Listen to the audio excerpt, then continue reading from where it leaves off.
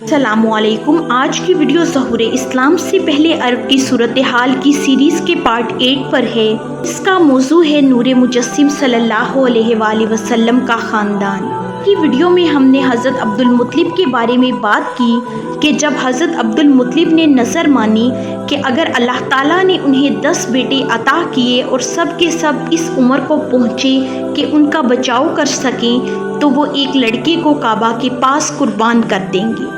پھر اللہ پاک نے عبد المطلب کو 10 بیٹے دیے جن کے نام حارث، زبیر، ابو طالب، عبداللہ، حمزہ، ابو لہب، غداق، مکوم، صفار اور حضرت عباس ہیں۔ لیکن بعض تاریخوں میں 11 اور 13 کا بھی ذکر ہے جن کے نام قسم، عبد الکعبہ اور حجل درج ہے، اور 6 بیٹیاں ہیں جن کے نام ام الحکیم، برہ، عاتقہ، صفیہ، عروہ اور امیمہ ہیں۔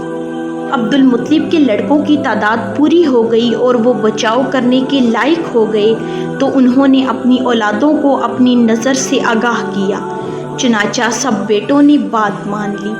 اس کے بعد عبد المطلب نے قسمت کے تیروں پر سب کے نام لکھے اور حبل کے کیم کے حوالے کیا۔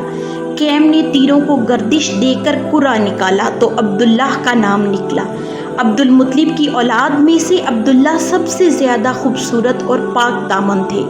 قرہ نکلنے کے بعد عبد المطلب نے عبداللہ کا ہاتھ پکڑا، چھری لی اور کعبہ کے پاس لے گئے، لیکن قریش اور عبداللہ کے ننہال والے یعنی بنو مخزوم اور عبداللہ کے بھائی ابو طالب آڑے آئے۔ عبد المطلب نے کہا کہ تب میں اپنی نظر کو کیا کروں؟ انہوں نے مشورہ دیا کہ کسی خاتون عرافہ کے پاس جا کر حل دریافت کریں۔ لہٰذا عبد المطلب ایک عرافہ کے پاس گئے۔ اس نے کہا عبداللہ اور 10 اونٹ کے درمیان قرندازی کریں۔ اب اگر عبداللہ کا نام نکلے تو مزید 10 اونٹ اور بڑھا دیں اور قرندازی کرتے جائیں۔ آخر میں جب 100 اونٹ پورے ہو گئے تو قرہ اونٹوں کے نام نکلا۔ اس طرح سے عبد المطلب نے عبداللہ کے بدلے 100 اونٹوں کو ذبح کر دیا۔ اس واقعے سے پہلے عرب میں خون بہا کی مقدار 10 اونٹ تھی، لیکن اس موقع کے بعد 100 اونٹ کر دی گئی۔ اسلام نے بھی اس مقدار کو برقرار رکھا۔ آپ صلی اللہ علیہ وآلہ وسلم کہا کرتے تھے کہ میں 2 ذبیح کی اولاد ہوں، ایک حضرت اسماعیل علیہ السلام اور دوسرے اپنے والد عبداللہ۔ یمن کا گورنر ابرہہ صباح حبشی نے جب دیکھا کہ اہل عرب خانہ کعبہ کا حج کرتے ہیں تو صنعا میں ایک عالیشان کلیسا تعمیر کیا اور کوشش کی کہ عرب کا حج اسی کی طرف پھر جائے۔ لیکن جب اس کی خبر بنو کنانہ کے ایک آدمی کو ہوئی تو اس نے رات کے وقت کلیسا کے اندر گھس کر اس کے قبلے پر پخانہ پوت دیا۔ جب ابرہہ کو پتہ چلا تو وہ بوکھلا اٹھا اور 60,000 کا لشکر جرار لے کر کعبہ کو ڈھانے کے لیے چل پڑا۔ اس کے لشکر میں ہاتھی بہت زیادہ تھے۔ ابرہہ جس ہاتھی پر سوار تھا اس کا نام محمود تھا۔ جب اس کا لشکر زلفا اور مناہ کے درمیان وادی محشر میں پہنچا تو ہاتھی بیٹھ گئے۔ ہاتھی کا رخ جب شمال، جنوب یا مشرق کی طرف کیا جاتا تو وہ اٹھ کر دوڑنے لگتا، لیکن کعبہ کی طرف کیا جاتا تو وہ بیٹھ جاتا۔ اسی دوران اللہ نے ابابیل چڑیوں کا ایک جھنڈ بھیج دیا۔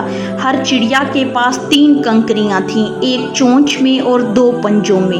کنکریاں چنے کے برابر تھیں، لیکن یہ کنکری جس کسی کو بھی لگ جاتی اس کے اعضاء کٹنے شروع ہو جاتے اور وہ مر جاتا۔ ہر آدمی کو یہ کنکریاں لگتی بھی نہیں تھیں۔ لشکر میں بھگ دوڑ مچی اور ہر شخص دوسرے کو کچلتا ہوا بھاگنے لگا۔ ہر کوئی بھاگتے بھاگتے گرتا جاتا اور مرتا جاتا تھا۔ اللہ نے ابرہہ پر ایسی مصیبت نازل کی کہ اس کی انگلیوں کے پوچھڑ گئے، اس کی انگلیوں کے پور جھڑ گئے اور ثنا پہنچتے پہنچتے اس کا سینہ پھٹ گیا، پھر وہ مر گیا۔ ابرہہ کے حملے کے موقع پر مکہ کے باشندے خوفزدہ تھے اور پہاڑوں کی چوٹیوں پر جا چھپے تھے۔ جب انہیں ابرہہ کے لشکر پر اللہ کے عذاب نازل ہونے کی خبر ہوئی تو وہ اطمینان سے اپنے اپنے گھروں کو پلٹے۔ یہی موقع تھا جب عبدالمطلب اپنے اونٹوں کو چھڑانے کے لیے ابرہہ کے لشکر جرار سے ملے تھے۔ ابرہہ نے کہا تھا کہ تمہیں اپنے اونٹوں کی اتنی فکر ہے اور کعبہ کے متعلق بے پرواہ ہو۔ عبدالمطلب نے جواب دیا تھا کہ اونٹ چونکہ میرے ہیں اس لیے میں ان کو چھڑوانے آیا ہوں، لہٰذا میرے حوالے اونٹ کیے جائیں، اور کعبہ اللہ کا گھر ہے اور اللہ اپنے گھر کی حفاظت کرے گا۔ یہ واقعہ آپ صلی اللہ علیہ وآلہ وسلم کی پیدائش سے 50-55 دن پہلے کا ہے۔